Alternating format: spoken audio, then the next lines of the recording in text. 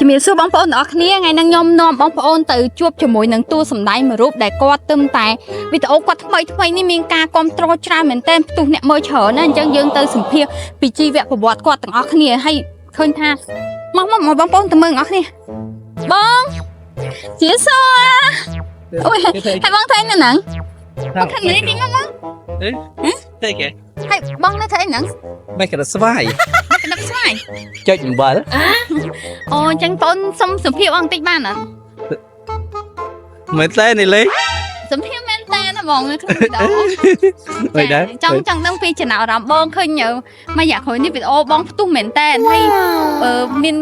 មានគេស្គាល់បងអញ្ចឹងណាបងល្បីអញ្ចឹងណាចាហើយ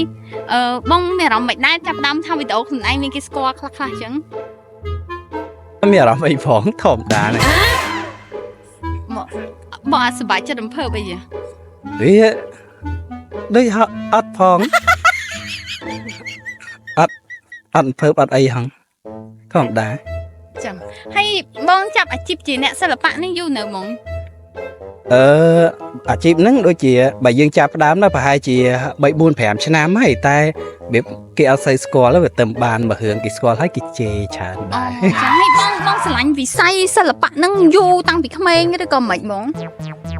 អត់ស្រឡាញ់ផងអត់ស្រឡាញ់ហើយមិនបានបងចូលសម្ដែងចង់ល្បីអូអញ្ចឹងមានន័យថាបងអត់បានស្រឡាញ់វិស័យសិល្បៈទេបងគ្រាន់តែចង់ល្បីដើម្បីលក់ផលិតផលបងដាច់ឬក៏ដើម្បីធ្វើអាជីវកម្មអីចឹងឲ្យគេស្គាល់គេដឹងគេឮទៅគេជឿជាក់ចឹងណាអត់ទេហាចឹងបងចូលថតទៅអីចឹងនិយាយទៅចង់ល្បីកាលណាយើងថតចង់ល្បីចឹងចង់ល្បីតែមួយមុខគេតែដើម្បីអាជីវកម្មដែរអត់ទេអញ្ចឹង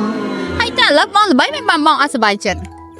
វាអត់មានអីត្រូវសុបាយចិត្តផងព្រោះមូលហេតុដែលខ្ញុំចង់ល្បីនោះគឺដោយសារអីខ្ញុំចង់បង្កើនភាពងាយស្រួលទៅដល់អ្នកចិត្តខាងខ្ញុំបង្កើនភាពងាយស្រួលដល់អ្នកចិត្តខាងមានន័យមិនបងខ្ញុំអត់សូវយល់ព្រោះពីមុនអ្នកចិត្តខាងខ្ញុំក៏អាសាសួរម៉ែខ្ញុំថាមិនឆៃស្នានៅណាធ្វើអីឥឡូវម៉ែជីវភាពអីមិនចឹងចឹងហើយបើខ្ញុំគិតថាខ្ញុំតស៊ូឲ្យខ្លួនឯងល្បីទៅដើម្បីងាយស្រួលពេលគាត់ចង់ដឹងរឿងខ្ញុំគាត់មិនបាច់ចាំទៅសួរម៉ែខ្ញុំទៀតទេគាត់មើលលើបណ្ដាញសង្គមឃើញខ្ញុំហើយថាខ្ញុំមិនខ្ញុំនៅណាខ្ញុំកំពុងធ្វើអីចឹងមូលហេតុដែលខ្ញុំចង់ល្បីគឺដោយសារអញ្ចឹងមិនទេបងប្អូនខ្ញុំដូចស្ដាប់ទៅដូចមិនសូវយល់ដែរគាត់ថាគាត់អត់ស្រឡាញ់វិស័យសិល្បៈទេហើយតែគាត់ចង់ល្បីហើយចង់ល្បីហ្នឹងមិនមែនហេតុផលដើម្បីលក់ដូរផលិតផលដាច់អីទេដើម្បីឲ្យអ្នកចិត្តខាងគាត់ពិបាកកុំឲ្យពិបាកតាមដានជីវិតគាត់អីចឹងពេលទៅស្រុកទៅអីស្នាធ្វើអីនៅណានៅណីតាមដានផេកគាត់ទៅដឹងថាគាត់នៅណាធ្វើអីហើយបាទអញ្ចឹងក៏មិនចឹងអត់អីបងអរគុណច្រើនបងចាប់ណែចាអត់ចាអត់សុំ5000ណាស៊ីបាយអាលីងហ្មងអាលីងពីខ្លួនអត់មានទេ5000ណាគេគ្នាហេវចំងដល់ឆ្នាំមកបេះក្តឹបបាយស៊ីអត់ឃើញខ្ញុំអត់មានលុយដែរ